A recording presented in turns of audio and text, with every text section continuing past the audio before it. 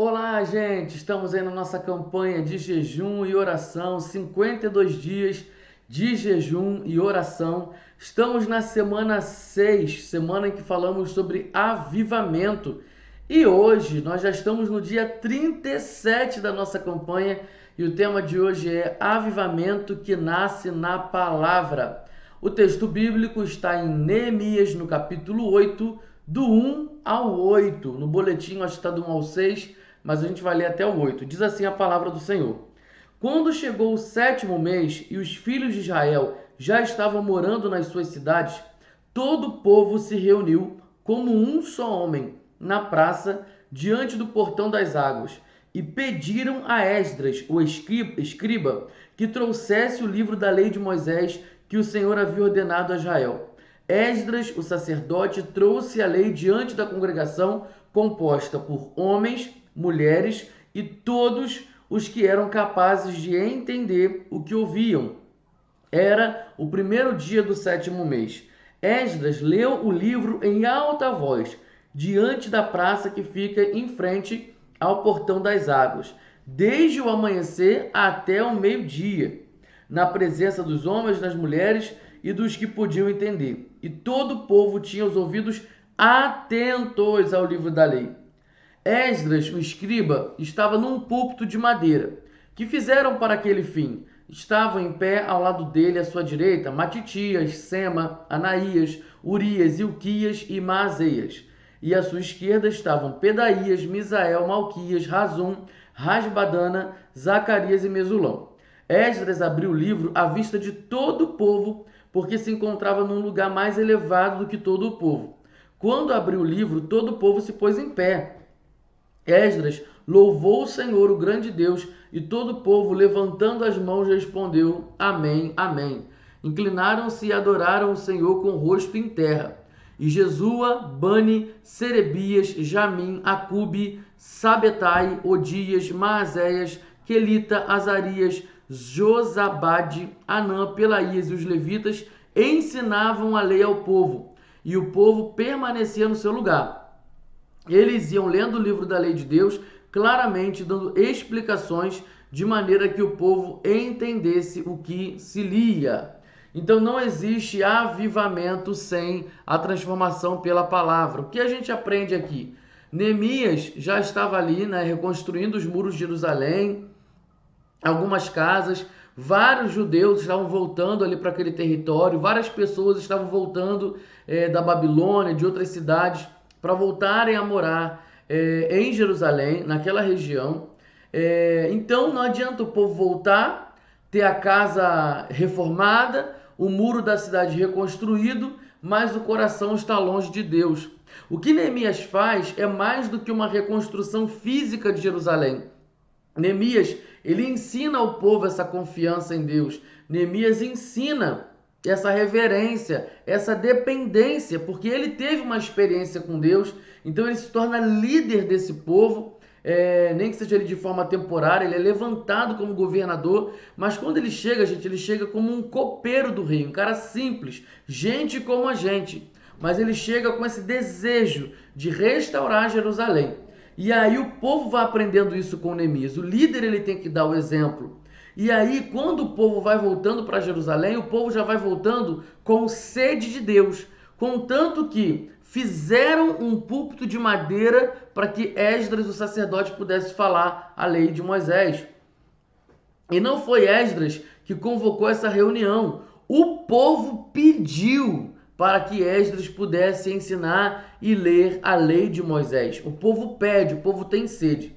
Então, uma das marcas do avivamento é, em primeiro lugar, quando o líder dessa igreja, de uma igreja local, esse cara, ele mostra, ou essa mulher, ele mostra ali essa sede de Deus através da vida dele. E ele vai convocando a igreja para isso. Ele vai convocando o povo de Deus, encorajando o povo de Deus para buscar mais o Senhor.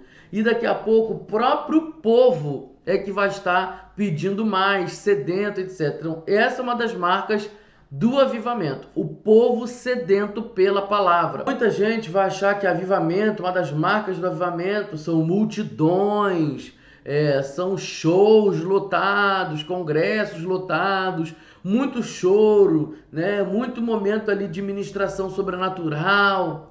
E eu acredito, gente, nisso. Eu acredito em línguas estranhas para edificação, né, da própria pessoa no seu momento de oração com Deus. Eu falo em línguas estranhas na minha casa. Eu acredito na manifestação sobrenatural do Espírito Santo, curas. Eu creio que a nossa alma, em algum momento, quando ela é tocada pelo Espírito Santo, né, o Espírito Santo toca no nosso espírito, só que a nossa alma e o nosso corpo físico, eles manifestam algo. Então vai ter choro, vai ter gritos. Eu acredito em tudo nisso. Tem gente que vai cair no chão porque não vai conseguir ficar em pé. Então eu não tenho problema com isso. Mas isso não é necessariamente o avivamento. Isso pode ser um momento legal que a pessoa teve ali na presença de Deus. Uma visitação de Deus, por exemplo. Mas Deus não quer apenas nos visitar, Ele quer habitar entre nós. Então, por isso que Ele habita em nosso coração. E a gente precisa dar vazão ao que Ele nos ensina pela palavra. Então, a marca de um avivamento é quando o povo de Deus se levanta para ter sede da palavra. Você percebe que o povo escuta Esdras ensinando e pregando do amanhecer até o meio-dia. Hoje você tem pessoas que reclamam quando o culto acaba um pouco mais tarde. Ah, passou de 1h30. Ah, mas já tem mais de 2 horas. Faz tempo que a nossa igreja não tem culto com mais de 2 horas aqui. É muito difícil. Mas tem gente que reclama. Passou um pouquinho, já reclama. Passou do meio-dia, já reclama. Eu sei que tem almoço, tem isso, tem aquilo, gente. Mas quando algo está muito bom, quando você tem sede daquilo, não importa se deu meio-dia, se deu meio-dia e meia, você vai querer ficar ali. E a gente faz isso quando a gente está gostando de um ambiente, quando a gente está gostando de um lugar. A gente releva algumas coisas, a gente deixa para depois algumas coisas menos importantes. Então, assim, uma das marcas do avivamento é quando o povo gosta de aprender a palavra. Quando o povo vai estudar a palavra. Na nossa igreja nós temos a escola bíblica dominical, que é pela manhã. Eu sei que tem muita gente que tem dificuldade de estar de manhã na igreja, mas está lá a nossa escola bíblica dominical pela manhã. E a gente tem pessoas que assistem online. Só que em 2026 a gente vai ampliar isso, para que você, mesmo com dificuldade, às vezes você trabalha no domingo de manhã e não consegue estar, então nós vamos ampliar a nossa escola bíblica dominical em 2026. Esse vídeo está sendo gravado em 2025. Então, a partir de 2026, você vai ter cursos bíblicos online para você assistir de casa e aprender. Que vão ter treinamentos ali para você fazer também, para mostrar que você está fazendo aquela aula, mostrar que você está desejoso de aprender a palavra de Deus. Então, não vai ter desculpa para que você fale que não tem como você frequentar a EBD. A nossa EBD em 2026 ela vai ser ampliada, né? Vamos ter várias turmas presenciais, online, para você se inscrever e participar. Aí eu vou perceber se de fato a nossa igreja quer um avivamento pelo número de inscrições. Porque em 2026, para você participar de uma escola bíblica dominical, de uma turma da IBD, você vai ter que se inscrever. Se a inscrição for baixa, então é porque a nossa igreja não quer um avivamento. É porque a nossa igreja não está interessada em aprender a palavra. É porque a nossa igreja ainda não está interessada em ter sede da palavra. Isso vai ser um indicativo para que eu, como pastor, possa ali, voltar para o meu lugar secreto, falar com Deus, orar, guerrear, batalhar e ensinar de novo o povo a ter paixão pela palavra. Então agora, se a nossa igreja se inscrever em massa, então tem gente participando de uma turma online, tem gente na escola Eleve, tem gente na turma tal, presencial, então o povo está interessado mesmo num avivamento, o povo está interessado em ganhar Santa Teresa para Jesus. Qual é o tamanho da sua sede?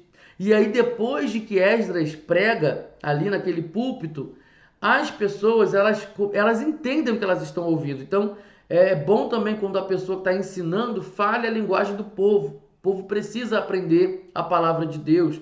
Então as pessoas têm que ter essa capacidade de entendimento. Então a gente tem que fazer essa leitura. Isso vai mais parte de mim, né, como líder, mas também você como discípulo de Jesus. Quando você estiver ensinando a palavra para alguém, quando você estiver na sua célula, então você precisa ter a linguagem do povo. E outra coisa que me chamou a atenção nesse texto, estou apontando para cá porque minha Bíblia está aqui. Então, outra coisa que me chamou a atenção nesse texto é que depois da pregação, o povo sentava com os levitas, né, para aprender mais ainda da palavra de Deus. Os levitas passaram a explicar. E aí aqui a gente já vence, né, um estereótipo. Levita não é aquele que canta na igreja. Levitas são os descendentes de Levi, eles são da tribo de Levi. E o trabalho de um levita era conduzir o culto de adoração ao Senhor, mas também limpar, lavar, varrer o ambiente de culto. Na época de Moisés, na tenda, e depois no templo. Então esse povo limpava o templo, lavava o templo, eram zeladores. Eles também eram porteiros, eles trabalhavam na recepção. Levitas trabalhavam na portaria. Os levitas também eram responsáveis para cantar, para encorajar o povo em louvor nas celebrações ao Senhor no templo. E também os levitas trabalhavam ensinando a palavra de Deus. Olha, os professores de escola bíblica, né? Então os levitas também ensinavam. E o povo estava ali aprendendo, estava ali amarradão, aprendendo a palavra de Deus e não queriam ir embora. Então, como que nós vamos identificar se nós somos uma geração avivalista, se nós queremos ser uma igreja do avivamento? É uma igreja que tem sede da palavra de Deus.